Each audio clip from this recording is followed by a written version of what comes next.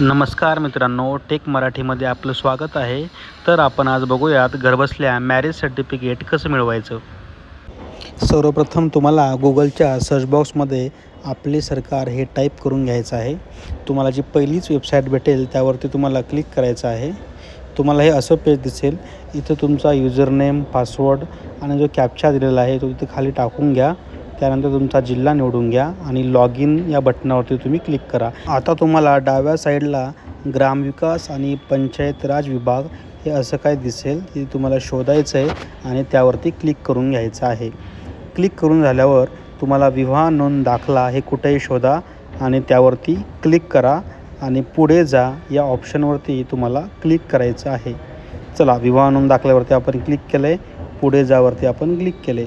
त्यानंतर अजून एकदा आपल्याला विवाह नोंद दाखल्यावरती क्लिक करावं लागेल।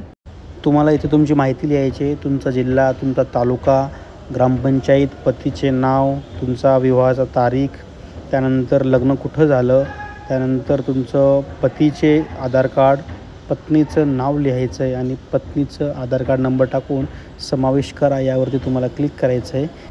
सर्वप्रथम इथं तुमचा फोटो अपलोड करायचा आहे आणि खाली तुमच्या पत्नीचा फोटो अपलोड करा आणि अपलोड डॉक्युमेंट्सवरती क्लिक करून पेमेंट करून घ्या। 4 ते 5 दिवसामध्ये तुम्हाला तुमचं मॅरेज सर्टिफिकेट भेटून जाईल। असेच व्हिडिओ बघण्यासाठी टेक मराठी या चॅनलला सबस्क्राईब करा। धन्यवाद।